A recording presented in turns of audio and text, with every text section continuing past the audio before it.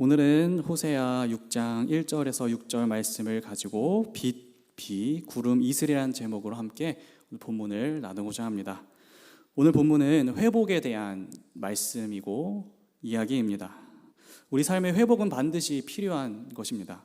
몸이 지쳤을 때는 우리의 육체의 피로를 풀고 재충전해야 합니다. 또 우리의 마음이 힘들 때는 기분 전환을 해야만이 우리의 마음도 다시금 회복됩니다. 우리의 신앙도 마찬가지입니다. 우리의 신앙이 지지부진한다면은 다시금 성령 충만해져서 우리의 신앙을 회복해야 할 것입니다. 그런데 우리의 신앙은 언제 지칠까요?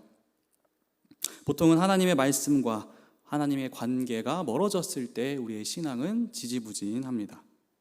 그래서 만약 지금 나의 신앙이 회복이 필요하다라고 느낄 때면은 아마도 하나님과 하나님의 말씀과 멀어졌는지 생각해 봐야 하는 것입니다. 왜냐하면 우리의 신앙이 회복될 때 단순히 우리의 신앙만이 회복되는 것이 아니라 우리의 영혼과 우리의 육신도 같이 소생하기 때문에 이 신앙의 회복, 하나님의 말씀으로 다시 돌아가는 것은 우리의 삶에 있어서 굉장히 중요한 것입니다. 오늘 본문은 어떻게 하면 우리의 삶의 양식이 되는 이 신앙을 회복할 수 있는지 알려주고 있습니다. 우선 오늘 본문 6장 이전의 문맥을 다시 한번 떠올려 보고 가보도록 하겠습니다. 지난주에 호세아 5장에서는 하나님께서 북이스라엘과 남유다를 향해 죄를 고발하시고 심판을 선언하시고 그들의 죄악들에 대해서 이야기하셨습니다. 이들의 주된 죄악들은 아래와 같습니다. 우상 숭배, 형식적인 종교 생활, 하나님을 떠나는 영적인 간음, 그리고 정치적 동맹, 의존 등의 행위들이 하나님의 보시기에는 죄악된 모습들이었습니다. 그래서 하나님께서는 호세아 5장 14절에서 이스라엘 향해 심판을 선언하셨습니다. 한번 호세아 5장 14절을 읽어보면 좋겠습니다. 시작. 내가 에브라임에게는 사자 같고 유다 족속에게는 젊은 사자 같으니 바로 내가 움켜갈지라. 내가 탈취하여 갈지라도 건져낼 자가 없으리라. 아멘. 그리고 바로 이어지는 15절에서 이 심판의 목적에 대해서도 하나님께서 구체적으로 말씀하셨습니다. 그 다음 15절도 같이 읽어보겠습니다. 그들이 그 죄를 뉘우치고 내 얼굴을 구하기까지 내가 내 곳으로 돌아가리라. 그들이 고난받을 때에 나를 간절히 구하리라. 아멘. 하나님께서 이스라엘과 유다를 심판하시는 이유는 그들의 영적인 타락이었지만 그 목적, 즉 심판의 목적은 그 타락을 빌미로 그 나라를 완전히 멸망시키려는 것에 있는 것이 아니라 그 나라의 회개와 회복이었다라는 것을 오늘 5장 15절에서 말하고 있습니다. 즉 하나님께서는 심판을 통해 자신들의 백성들이 자신들의 죄를 깨닫고 다시금 하나님께 돌아오기를 원하고 계신 것입니다. 그래서 바로 다음으로 이어지는 6장 1절에서 호세아는 백성들에게 하나님께 돌아가자라고 외치고 있는 것입니다. 왜냐하면 5장 15절, 조금 전에 보았던 5장 마지막 절에서 하나님께서는 백성들이 돌아오기를 기다리고 계시겠다라고 기록했기 때문입니다. 그리고 정말로 백성들이 하나님께 돌아가게 된다면은 6장 1절 후반부에서 말하고 있듯이 하나님께서는 심판으로부터 그들을 낫게 하실 것이고 싸매어 주실 것을 호세아가 또 그 백성들이 알고 있었기 때문에 이제 하나님께 돌아가자라고 말하고 있는 것입니다. 우리 호세아 6장 1절 후반부를 한번 읽어보면 좋겠습니다. 시작. 여호와께서 우리를 찢으셨으나 도로 낫게 하실 것이요 우리를 치셨으나 싸매어 주실 것임이라. 아멘. 호세아는 이 1절에 이어서 2절에서 정말로 만약 이스라엘 백성들이 회개하고 돌아갈 때 하나님의 회복은 이틀 후에 그들을 살리시고 3일 후에는 다시 일으켜 세울 것이라고 확신하는 그러한 말들을 사용하고 있습니다.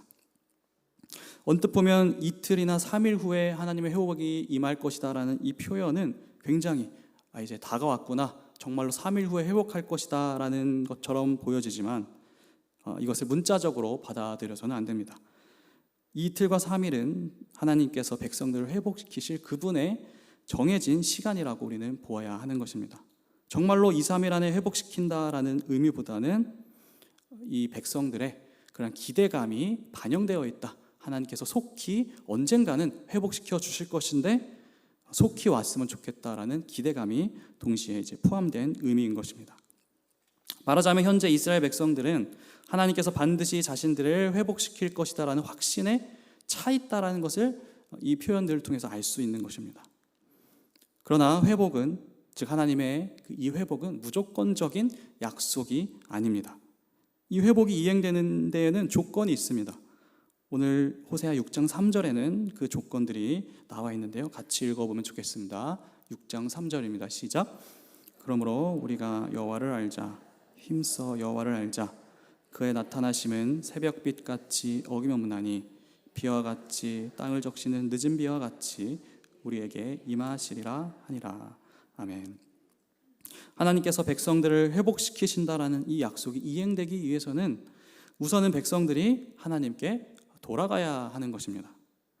백성들이 회개도 하지 않았는데 하나님께서 회복시켜 주시는 일은 성경을 보더라도 일어나지 않습니다. 그것은 하나님의 약속이 아니었습니다. 그렇다면 백성들이 하나님께 돌아가게 되었다는 것을 그들이나 다른 사람들이나 제3자가 보았을 땐 어떻게 그들이 하나님께 돌아갔는지 알 수 있을까요? 오늘 3절에 적혀 있듯이 백성들이 여호와를 힘써 알 때입니다.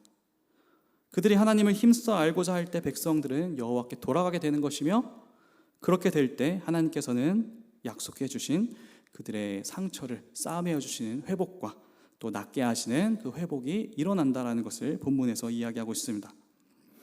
그렇다면 이 회복의 전제 조건인 하나님을 아는 것은 어떠한 의미를 가지고 있을까요? 안다라는 것이 무엇일까요? 우선 저희가 일반적으로 안다라고 했을 때의 일반적인 의미를 한번 먼저 생각해 보면 좋겠습니다. 보통 우리가 지식적으로 무언가를 이해하고 있을 때 우리는 안다라고 말합니다. 예를 들면은 나는 덧셈 뺄셈을 할 줄 안다라는 것은 지식적으로 무언가를 안다라는 것입니다. 또한 어떤 사람과 친분을 나눈 관계일 때 우리는 이 알다라는 표현을 사용합니다. 나는 그 사람 잘 알아 라고 했을 때 그 사람을 지식적으로만 알 뿐만 아니라 어떤 관계에 있다라는 것을 뜻합니다. 그러나 성경에서 하나님을 안다라는 것은 이상 우리가 살펴보았던 두 가지 의미, 지식적으로 아는 것과 어떤 친분 관계에 있다라는 그 의미도 포함하지만, 성경에서 말하는 하나님을 안다라는 이 의미는 신학적인 의미를 더욱더 내포하고 있습니다. 우선 알다라는 단어의 히브리어 단어는 야다인데요. 이 야다라는 단어는 한국어 알다와 같이 다양한 의미를 갖고 있기 때문에 여러 곳에서 쓰이고 있습니다. 그러나 하나님과 인간 관계에서 이 야다가 쓰인 경우에는 신학적인 의미가 더욱 강조됩니다. 인간이 하나님을 안다라고 했을 때의 사례를 보기 전에 먼저 하나님께서 인간을 안다라고 표현한 그 구절들을 한번 살펴보면은 조금 더 명확하게 신학적으로 알다라는 것이 무엇인지 명확하게 우리는 알게 됩니다. 그래서 창세기 18장 19절에 또 야다라는 단어가 사용되는데요. 한번 읽어보시면서 어떤 곳에서 이 야다가 사용됐는지 한번 유의해서 보시면 좋겠습니다. 같이 읽어보겠습니다. 시작. 내가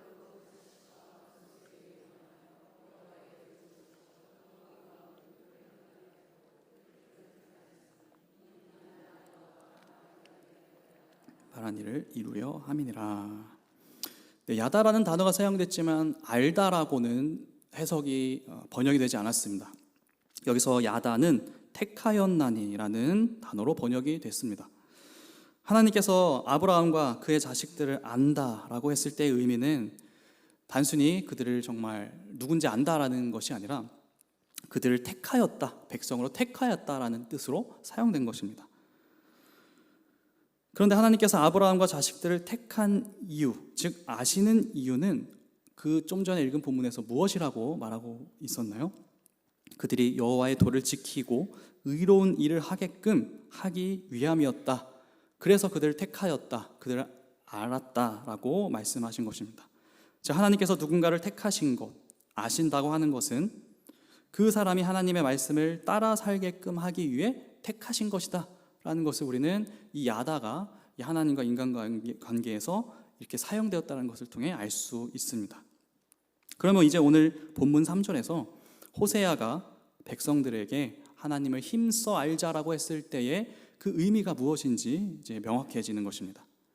즉 하나님의 말씀에 순종하고 올바른 의로운 길을 걷자라고 백성들에게 호소하고 있는 것입니다. 이처럼 백성들이 하나님을 알게 될 때 비로소 백성들은 하나님에게로 돌아갈 수 있는 것이고 약속된 회복, 낫게 하시며 싸매어 주시는 것이 이제 약속으로 이행되는 것입니다. 하지만 이스라엘 백성들이 하나님의 그 말씀에 순종하지 못했기에, 즉 여호와를 힘써 알지 못했기 때문에 그들은 심판을 받게 된 것입니다. 그러나 이제 호세아는 백성들에게 하나님을 다시 힘써 알므로 인해 우리는 하나님께 다시 돌아가야 하고, 그로 인해 우리는 이틀, 3일 언젠가는 확실한 그 회복을 우리는 누려야 한다. 하나님께서 우리를 싸매어 주실 것이다 라고 이제 1절에서 3절까지 호세아가 호소하고 있는 것입니다. 그리고 호세아는 이 회복이 반드시 일어날 것이라고 확신에 찬 말투로 3절에서 이야기하고 있는데요. 그는 3절 후반부에 이스라엘을 구원하신 하나님을 예측 가능하면서도 불변하는 자연 현상을 통해서 그 하나님의 회복 또는 나타나심에 대해서 이제 수식하고 있는데요. 호세아는 하나님의 구원하심을 매일마다 새벽 또는 아침을 밝히는 새벽 빛, 그리고 해마다 땅을 적시는 비로 표현하고 있습니다. 갑자기 어느 날 아침에 해가 뜨지 않거나 1년 내내 비가 오지 않는 일은 없습니다. 왜냐하면 다른 이유가 있는 것이 아니라 아침에는 당연히 해가 뜨고 때가 되면 비가 내린다고 우리는 그렇게 알고 살고 있기 때문에 어떤 공부를 해야 아는 것이 아니라 그건 자연의 이치로 우리는 알고 항상 불변의 어떤 자연현상이라고 생각합니다. 이와 같이 하나님의 회복은 인간의 상식과 기대를 초월하는 것입니다.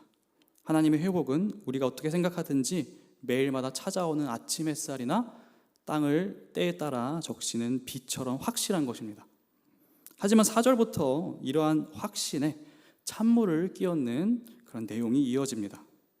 1절부터 3절은 이스라엘 백성들 또는 호세아의 그런 노래였다면 4절부터 화자가 이제 하나님으로 바뀌게 됩니다. 4절의 앞부분만 먼저 읽어보면 좋겠습니다. 시작. 에브라임아 내가 내게 어떻게 하랴, 유다야 내가 내게 어떻게 하랴. 네, 조금 더 현대적인 언어로 번역된 새 번역에서는 이렇게 조금 더 우리의 일상생활의 언어에 맞게 번역되어 있습니다. 함께 읽어보겠습니다. 시작. 에브라임아 내가 너를 어떻게 하면 좋겠느냐, 유다야 내가 너를 어떻게 하면 좋겠느냐. 여기까지만 읽겠습니다. 네, 이 문장을 읽으면 마치 오늘 아침에도 자녀들을 향해 했을 법한 언어로 되어 있습니다. 부모의 말을 안 듣는 자녀들을 향해 아유 어떻게 하면 좋겠니? 라고 혼잣말 또는 자녀를 향한 한탄으로 이렇게 들립니다. 이는 회복에 대해서 이스라엘 백성들의 생각과 하나님의 생각은 전혀 달랐다라는 것을 나타내고 있습니다. 백성들은 자신들이 하나님의 말씀에 순종하고 돌아가면은 반드시 회복할 것이라는 확신을 가지고 그렇게 1절에서 3절에서 이야기했지만 그러한 그들을 바라보는 하나님의 시선과 생각은 전혀 달랐던 것입니다. 하나님께서는 왜 다르게 생각하셨는지 4절 후반부에 나오는데요. 같이 4절 전체를 읽어보면 좋겠습니다. 6장 4절 시작. 에브라임아 내가 내게 어떻게 하랴, 유다야 내가 내게 어떻게 하랴. 너희의 인애가 아침 구름이나 쉬 없어지는 이슬 같도다. 아멘. 이제 3절에 의하면은 하나님을 향한 이스라엘 백성들의 마음이 쉽게 흩어지는 아침 구름과 같고 금세 말라버리는 이슬과 같다라고 오늘 4절에서 이야기하고 계신 것입니다. 즉 하나님이 보시기에 이스라엘 백성들이 여호와를 힘써 알자, 여호와께 돌아가자라고 다짐했던 이 마음들은 확실하지 않고 일시적인 현상으로 보여졌고 실제로 그러했기 때문에 하나님이 보시기에는 한탄의 그러한 마음이 드셨던 것입니다. 이스라엘 백성들 향한 이런 하나님의 우려는 하나님을 향한 이스라엘 백성들의 확신과 너무나도 대조됩니다. 이스라엘 백성들은 하나님을 빛과 비로 생각했습니다. 변하지 않는 어떤 불변의 자연 현상처럼 확실하게 생각했지만 하나님은 이스라엘 백성들을 안개와 이슬로 표현한 것입니다. 안개는 빛에 비해서 오래 지속되지 못하죠. 이슬도 비에 비해서는 일시적인 어떤 자연 현상입니다. 물론 아침 안개와 이슬도 자연 현상이기 때문에 부정적인 것만은 아닙니다. 아침 안개와 이슬도 땅을 적시는 그러한 유익이 있습니다. 다만 빛과 비에 비해서 지속성이 떨어집니다. 하나님께서 이스라엘 백성들의 인내, 그들의 마음을 안개와 이슬이라고 표현하신 것도 같은 맥락인 것입니다. 여호와께 돌아가자, 여호와를 힘써 알자라고 고백했던 그들의 마음은 일시적인 현상이었다라는 것입니다. 아침 안개와 이슬처럼 언젠가는 사라졌던 것입니다. 하지만 하나님께서 이스라엘 백성들에게 원하신 모습은 이러한 잠깐의 어떤 감정이나 일시적인 외침이 아니라 정말 빛과 빛처럼 오랫동안 지속되는 그런 신실한 굳건한 모습이었던 것입니다. 그래서 과거에 하나님께서는 이스라엘을 심판하셨던 이유가 그들의 어떤 마음가짐이 안개와 그런 이슬 같았기 때문입니다. 그래서 5절에서는 이제 다시 한번 빛이라는 단어가 등장을 하는데요. 이스라엘 백성들이 생각했던 그 빛과는 좀 다른 빛이 나옵니다. 3절에서 이스라엘 백성들은 하나님을 새벽빛과 같다라고 표현했습니다. 그들이 하나님을 빛이라고 비유한 데에는 하나님께서는 차갑고 외로운 그러한 어두운 새벽을 빛으로 비춰주시고 또 매일마다 따스한 햇살로 비춰주셨기 때문에 그들은 하나님을 빛으로 표현한 것입니다. 그리고 하나님의 회복을 그들의 삶을 비춰주시는 빛으로 생각했던 것입니다. 이 말은 너무나도 맞습니다. 틀리지 않습니다. 하나님은 그분의 백성들을 치유의 광선으로 치유해 주시는 분임을 우리는 너무나도 잘 알고 그렇게 믿고 살아갑니다. 말라기 4장 2절에 보면은 그러한 내용들이 담겨 있는데요. 같이 한번 읽어보면 좋겠습니다. 시작. 내 이름을 경외하는 너희에게는 공의로운 해가 떠올라서 치료하는 광선을 비추리니 너희가 나가서 외양간에서 나온 송아지같이 뛰리라. 아멘. 이처럼 하나님의 빛은 회복의 광선입니다. 그러나 동시에 하나님의 빛은 불법을 태우는 강력한 빛이기도 합니다.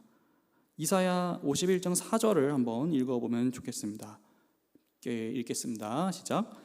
내 백성이여 내게 주의하라. 내 나라여 내게 귀를 기울이라. 이는 율법이 내게서부터 나갈 것임이라. 내가 내 공의를 만민의 빛으로 세우리라. 아멘. 이 구절에 의하면은 하나님의 빛은 공의로운 빛이다. 그렇기 때문에 빛은 의로운 이에게는 치유의 광선이 될 수 있지만 의롭지 않은 이에게는 뜨거운 빛이 될 수 있는 것입니다. 말라기 4장 1절, 저희가 읽은 2절 이전에 말라기 4장 1절을 한번 읽어보면 좋겠습니다. 시작. 만군의 여호와가 이르노라. 보라, 용광로 불같은 날이 이르리니 교만한 자와 악을 행하는 자는 다 지푸라기 같을 것이라. 그 이르는 날에 그들을 살라. 그 뿌리와 가지를 남기지 아니할 것이로되. 아멘. 이처럼 때로는 하나님의 빛은 용광로의 불처럼 누군가에게는 견딜 수 없는 뜨거운 빛이 될 수도 있다라고 말씀하셨습니다. 이스라엘 백성들은 하나님이 그들의 삶을 비추는 아침 햇살이라고 생각했지만 실제로 그들에게 비춰진 빛은 그런 따스한 아침 햇살이 아니라 용광로와 같은 불빛이었던 것입니다. 왜냐하면 이스라엘 백성들이 여호와께 돌아가자, 여호와를 힘써 알자라고 외쳤지만 그것은 일시적인 외침이었고 실제로는 그들의 삶은 여전히 우상 숭배와 하나님을 멀리하는 말씀을 순종하지 않는 삶을 계속 살았기 때문입니다. 오늘 본문의 마지막 6절에서 하나님은 그래서 구체적으로 어떠한 모습이 일시적이었는지 콕 집어서 말씀하고 계십니다. 한번 6장 6절을 읽어보면 좋겠습니다. 시작. 나는 인애를 원하고 제사를 원하지 아니하며 번제보다 하나님을 아는 것을 원하노라. 아멘. 하나님은 이스라엘 백성들의 제사, 즉 예배를 지적하고 계십니다. 그들의 예배가 일시적이고 하나님께 돌아가지 못하고 하나님을 모르는 채로 드린 그러한 정결하지 못한 예배였다라는 것입니다. 하나님께서는 제사 자체를 부정하셨다라기보다는 그들의 정결하지 않은 제사를 지적하고 계신 것입니다. 그들의 제사에 문제가 있었기 때문인데요. 그들의 제사는 하나님을 알지 못하는 상태에서 드려졌기 때문입니다. 이것을 실패했던 대표적인 인물이 사울 왕이었습니다. 하나님께서는 사울 왕에게 아말렉을 다 진멸하라고 했습니다. 모든 것을 다 진멸하라고 했습니다. 하지만 사울 왕은 하찮은 것들만 진멸하고 그가 생각하기에 귀중한 것들, 즉 좋은 가축들을 남겨놓았는데 그 이유조차도 백성들을 핑계로 남겨두었다라고 했습니다. 그래서 사무엘 선지자가 왜 가축들을 남겨놓았는지 묻자 사울 왕은 이렇게 둘러댔습니다. 사무엘상 15장 21절 한번 읽어보겠습니다. 시작. 다만 백성이 그 마땅히 멸할 것 중에서 가장 좋은 것으로 길갈에서 당신의 하나님 여호와께 제사하려고 양과 소를 끌어왔나이다 하는지라. 사무엘 선지자는 이렇게 둘러댄 사울 왕을 향해서 계속해서 이야기했는데요. 22절 그 다음 한번 또 읽어보겠습니다. 시작.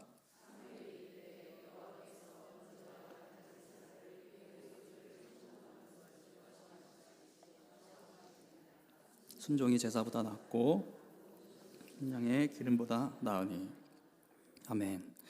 하나님의 말씀을 따르지 않고 그가 원하는, 사람들이 원하는 화려한 제사를 추구한 나머지 그는 왕의 자리에서 박탈되었습니다. 사울 왕은 여호와를 힘써 알기를 원한다며 제사를 중요하게 생각한다며 제사를 드렸지만 사실은 여호와를 알기보다 하나님의 말씀대로 제사를 드렸다기보다는 재물과 욕심의 눈이 멀었던 상태에서 제사를 드렸기 때문에 그는 하나님께 벌을 받았던 것입니다. 이 외에도 이스라엘 백성들은 지속적으로 여호와를 알려고 하기보다는 우상들을 알려고 힘썼습니다. 그렇다면 오늘 본문 5절에서 하나님의 심판이 빛처럼 그들에게 임했다라는 말은 합당한 말씀인 것입니다. 왜냐하면 이스라엘 백성들은 하나님의 말씀을 알려고 하거나 순종하려고 지속적으로 노력하지 않고 겉으로만 또는 일시적으로 여호와께 돌아가자, 여호와를 힘써 알자라고 계속해서 노래했기 때문입니다. 호세아 6장 7절을 한번 읽어보겠습니다. 시작. 그들은 아담처럼 언약을 어기고 거기에서 나를 반역하였느니라. 아멘. 노골적으로 그들의 잘못된 점들을 하나님께서 지적하고 계십니다. 그들은 우리가 하나님께 돌아가기만 하면, 하나님을 힘써 알기만 하면 이틀 후에 3일 후에 반드시 회복할 것이다. 하나님의 회복은 우리의 빛이며 비가 될 것이다 라고 노래를 불렀지만 그들의 노래는 일시적인 외침에 불과했다라는 것을 하나님의 반응과 그들의 과거를 통해서 알게 된 것입니다. 그들은 하나님께서 자신들에게 빛과 빛처럼 회복과 생명을 주시기를 바랬지만 정작 하나님을 향한 그들의 마음은 쉬이 변하는 안개와 습기 같았습니다. 오늘 본문은 회복을 위한 우리의 기도, 우리의 기대, 그리고 우리의 간구, 우리의 마음, 우리의 예배가 어떠해야 하는지를 알려주고 있습니다. 우리는 날마다 우리의 정결하지 않음을 회개하고 하나님께 회복을 간구해야 하는 것은 너무나도 확실합니다. 하나님은 우리의 인생의 그늘진 부분을 밝혀주시는 아침 햇살과 같은 분이시며 영적으로 무미건조해진 우리의 삶 가운데 비를 내려주시는 그러한 은혜의 비와 같습니다. 하나님 외에는 우리의 상처를 싸매어 주실 분은 없다라는 것을 우리는 확신하며 살아갑니다. 그래서 내 삶에 회복이 필요한 부분이 있다면 우리는 항상 오늘 말씀처럼 주님께 돌아가야 하는 것입니다. 하나님께 돌아간다라는 의미와 방법은 이미 호세아 5장 15절에 나와 있었습니다. 다시 한번 5장 15절을 읽어보면 좋겠습니다. 시작. 그들이 그 죄를 뉘우치고 내 얼굴을 구하기까지 내가 내 곳으로 돌아가리라. 그들이 고난받을 때에 나를 간절히 구하리라. 아멘. 하나님께 돌아간다는 것은 하나님의 말씀대로 살지 못했던 우리의 모습을 뉘우치는 것입니다. 하나님을 알지 못했던 우리의 모습을 뉘우치고 다시금 하나님을 알며 하나님께 돌아가는 그런 모습이 필요한 것입니다. 그리고 15절에서 말하고 있듯이 죄를 뉘우치는 것이 필요한 것인데요. 그것은 우리의 치부를 먼저 드러내는 행위이기 때문에 굉장히 부끄러운 일이기도 합니다.